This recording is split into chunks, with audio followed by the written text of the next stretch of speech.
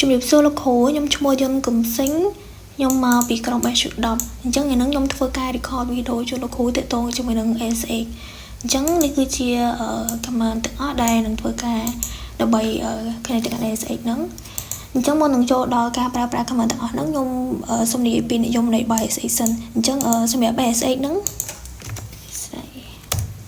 អញ្ចឹងសម្រាប់ SX ហ្នឹងគឺយើងជាទូទៅគឺជាកម្មវិធីមួយដែលអនុញ្ញាតឲ្យយើងភ្ជាប់ទៅកាន់ computer លានមួយផ្សេងទៀតពីចម្ងាយដោយប្រើ terminal ហើយវាក៏មានសមត្ថភាពដូចគ្នាអញ្ចឹងកុំឲ្យខាត់ពេលយូរចូលទៅកាន់ command ទី1របស់យើងតែម្ដងឥឡូវខ្ញុំសូមធ្វើការ run command ហ្នឹង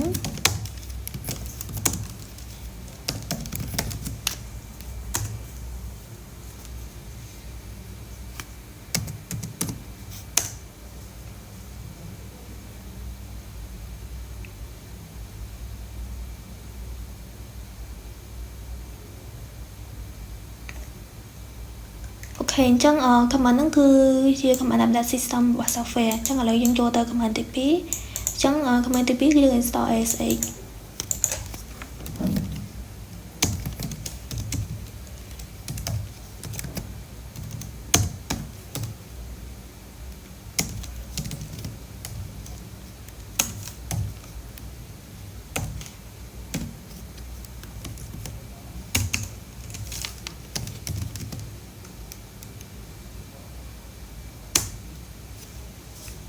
ចូលមកកាន់ command ទី3គឺ turn on SX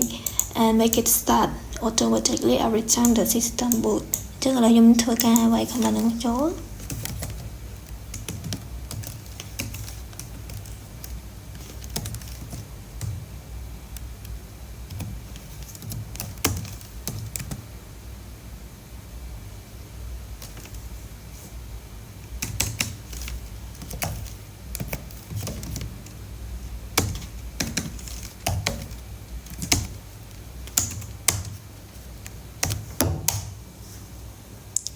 អញ្ចឹងបន្ទាប់ពីយើង enable នឹងវាហើយចូលដល់ command ទី4គឺ check ថា SX ហ្នឹងវា running ឬក៏អត់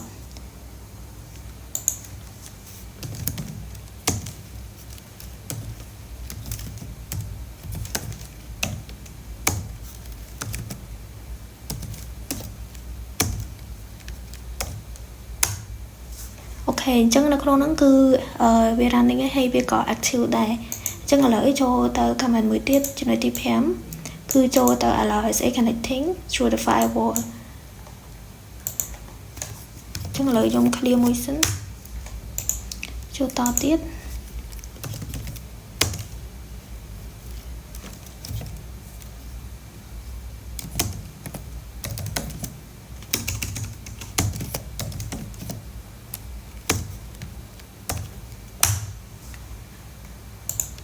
ចុះក្នុងនោះដាក់ថាបាយ command ខុសសុំម្ដងទៀតអធិស្ឋានលោកគ្រូ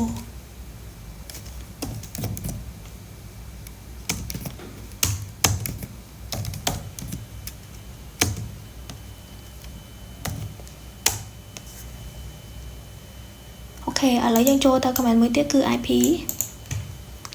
ដើម្បីសួរ computer IP address ហើយនឹង network information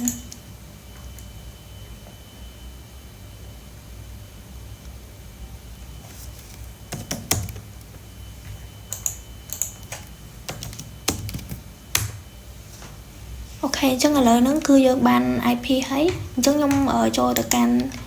power cell SX user របស់ខ្ញុំគឺSing ហើយនឹង network របស់ខ្ញុំគឺ 92.168.1.168 ចឹងតម្រូវខ្ញុំវាយ password របស់ខ្ញុំអូខេអញ្ចឹងឥឡូវហ្នឹងគឺបានហើយ